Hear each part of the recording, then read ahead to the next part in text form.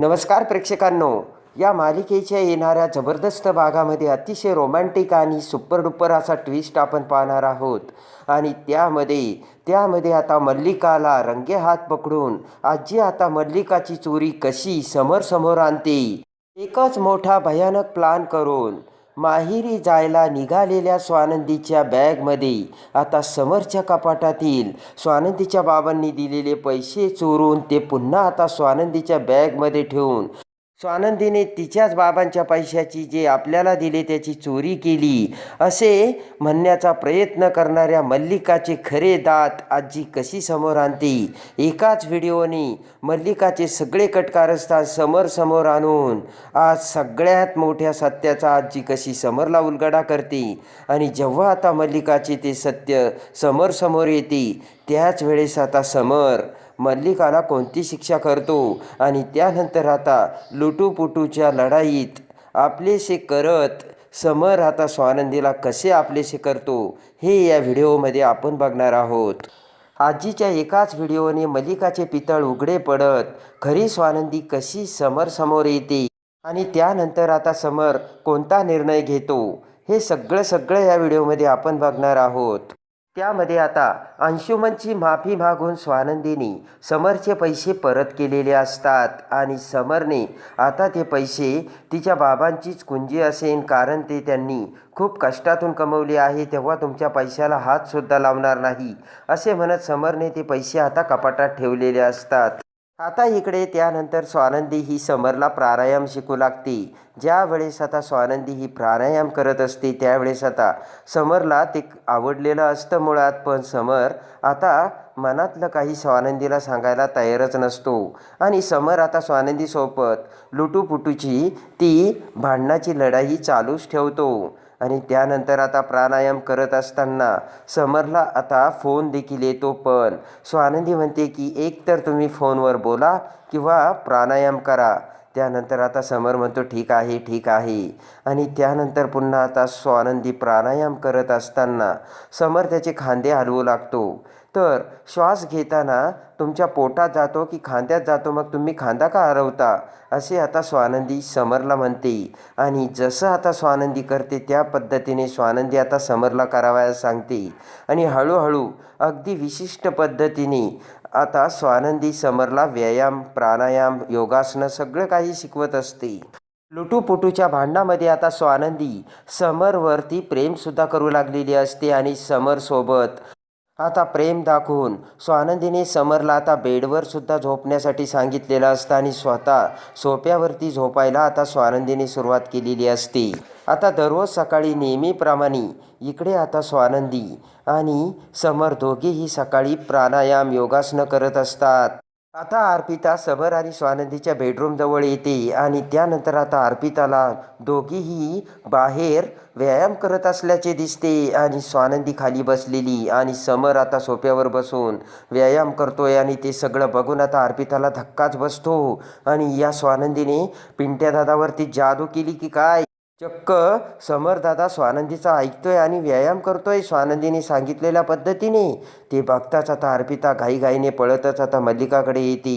अर्पिता आता मल्लिकाला घडलेली सगळी हकीकत सांगते. अर्पिता म्हणते की मॉम, अगं ती स्वानंदी आणि समरदादा दोघेही एकत्र व्यायाम करतात. ते ऐकताच आता मल्लिकाला धक्का बसतो आणि आता खरोखर समर आणि स्वानंदी एकमेकांसोबत बरोबरीने आता व्यायाम करत असल्याची आता मल्लिकाची सुद्धा खात्री होती. पटकन आता मल्लिका म्हणते नाही, या स्वानंदीचं काहीतरी करायलाच हवं, ही ना खूप हुशार मुलगी आहे. अगं तिने एवढ्या कमी दिवसात समरला आपलेसं करण्याचा प्रयत्न केला आणि समरसुद्धा बघ ना तिचं ऐकून चक्क व्यायामाला लागला आहे. इकडे आता योगासनं करत असताना आता ज्या वेळेस स्वानंदी समरला योगासनं शिकवते त्यावेळेस आता समरच्या सर्दीमध्ये फरक पडलेला असतो. शरीरावरती एक विशिष्ट प्रकारचं कंट्रोल आता येत चाललेलं असतं आणि समरला देखील आता ते जाणवतं. आणि समरलासुद्धा आता प्राणायामपासून समर आणि स्वानंदीने सुरुवात केल्यानंतर इकडे आता समरला आता ती आवडू लागलेलं असतं. आणि आता बरेच दिवस झाल्यानंतर इकडे आधिरा आता इकडे तिच्या माहेरी येणार असते आणि स्वानंदी तिच्या माहेरी जाणार असते. आणि आता स्वानंदी माहेरी जाणार यासाठी आता इकडे मल्लिकाने एक मोठा डाव रचलेला असतो. आता मल्लिका म्हणते की या स्वानंदीला ना पुन्हा समरपासून बाजूला करायचं आणि जर हे असं चालू राहिलं तर ही मुलगी कधीही या समरला आपलेसं करून टाकील आणि मग या घरातील आपली सत्ता संपुष्टात येईल. आता मल्लिकाने एक मोठा डाव रचलेला असतो. स्वानंदीने समरला पैसे दिले हे मल्लिकाला आता कळलेलं आलं असतं. प्रेक्षकांनो, हुशार मल्लिका आता बेडरूममध्ये समर नसताना पटकन आता बेडरूममध्ये जाते आणि त्याच्या कपाटीतील पैसे आता गुपचूप मल्लिकाने घेण्याचा डाव रचलेला असतो. इकडे सगळ्यांचा डोळा चुकून चोर पावलाने ज्या वेळेस आता मल्लिका समरच्या बेडरूममध्ये जाते त्याच वेळेस आता इकडे आजीचे लक्ष तिकडून येत असताना आता मल्लिकाकडे जाते आणि ही मल्लिका अशी चोर पावलांनी पिंट्याच्या रूममध्ये कशाला चालली असा विचार आता आजीच्या डोक्यात येतो. आणि त्याच वेळेस आता इकडे मल्लिका ही कपाटाकडे जाऊन आता मल्लिका कपाटात स्वानंदीने दिलेली तिच्या बाबांचे पैसे बघू लागते आणि ती पैशाची पिशवी आता समरने कपाटात समोरच ठेवलेली असते. ती पिशवी बघून आता मल्लिकाला खूप आनंद होतो आणि पटकन मल्लिका ते पैसे आपल्या हातात घेते आणि पदराच्या आत ठेवू लागते. पण चपळाईने आता हुशार आजी आता दरवाजापर्यंत आलेली असते आणि त्याच वेळेस आता जेव्हा मल्लिका ते पैसे घेऊ लागते त्याच वेळेस हुशार आजी मल्लिकाचा तो पैशाचा व्हिडिओ आपल्या स्वतःच्या मोबाईलमध्ये काढते आणि पटकन आता आजीसुद्धा आता बाजूला लपते. तर आता ते पैसे घेऊन मल्लिका आता तिथून निघून जाते आणि इकडे आता स्वानंदी आता तिच्या माहेरी जाणार हे मल्लिकाला माहीत असतं आणि स्वानंदीने आता तिची कपड्यांची बॅगसुद्धा भरलेली असते. आणि आता ज्या वेळेस आता स्वानंदीची कपड्याची बॅग भरते त्याच वेळेस मल्लिका आता ते पैसे तिच्या कपड्याच्या बॅगमध्ये ठेवते. इकडे आता स्वानंदी ही तिच्या माहेरी जाऊ लागताच मल्लिका म्हणते की अरे समर, थांब ना एक मिनटं. मल्लिका म्हणते की हे बघ समर, मला वाटतंय की स्वानंदीच्या बाबांनी जे पैसे दिले ना ते पैसे त्यांनी त्यांची एफ.डी मोडून दिले. खूप कष्टाची कमाई आहे. आपल्याला या पैशाची आत्ता काही गरज नाही. मला काय वाटतं हे पैसे तू स्वानंदीकडे परत देऊन तिच्या बाबांना द्यायला हवेत, कारण ते त्यांच्याकडे जर असले तर त्याचा त्यांना फायदा होईल ना. तेव्हा आता समर म्हणतो की हो, मी त्यांना म्हणालो होतो आणि बरोबर आहे.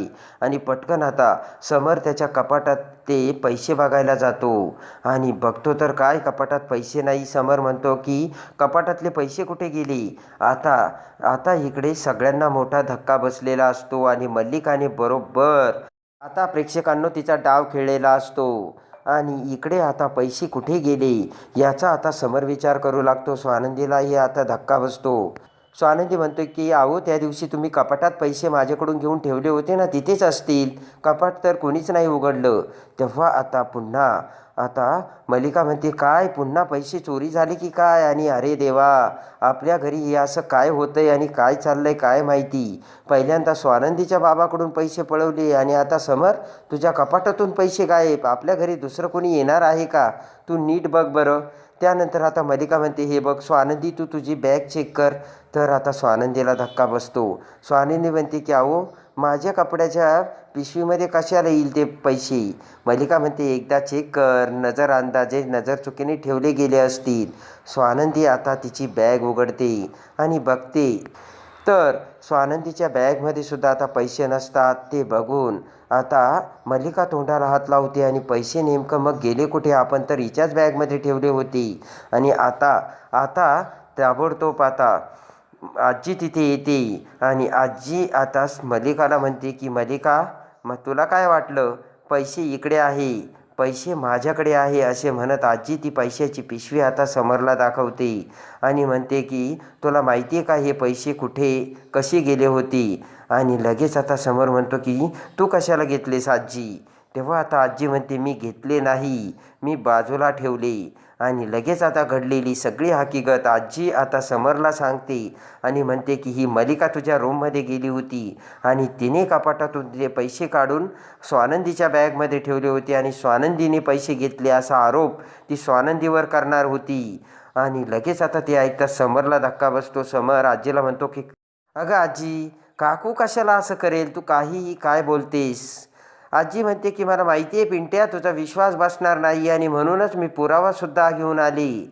आणि पटकन तिच्या मोबाईलमधील तो व्हिडिओ आता आता आजी ही समरला दाखवते, त्यामध्ये आता मल्लिका कशी कपाटाजवळ गेली आणि तिने त्या कपाटातून पैसे कसे काढले आणि त्यानंतर ते पैसे कसे पुन्हा आता स्वानंदीच्या बॅगमध्ये ठेवले, ह्या सगळा व्हिडिओ बघून आता समरला धक्का बसतो आणि इकडे आता मल्लिकाचा खरा चेहरा समोर आलेला असतो आणि मल्लिका आता तो व्हिडिओ बघता क्षणी मल्लिकाची चोरी पकडली गेलेली असते आणि आजी म्हणते की पिंट्या, या स्वानंदीवरती आळ घालण्याचा या मल्लिकाने प्रयत्न केला आणि तुझ्या कपाटातून पैसे पुन्हा आपल्या बॅगमध्ये घालून ही स्वानंदीच्या बाबांना देणार होती अशी ही मल्लिका म्हणणार होती आणि स्वानंदीवरती पुन्हा तुझ्या नजरेत स्वानंदीला पुन्हा खाली पाडणार होती. मला आता हिचं कटकारस्थान चांगलं कळलं आणि ते ऐकताच आता आणि बघताच आता समरला देखील मोठा धक्का बसलेला असतो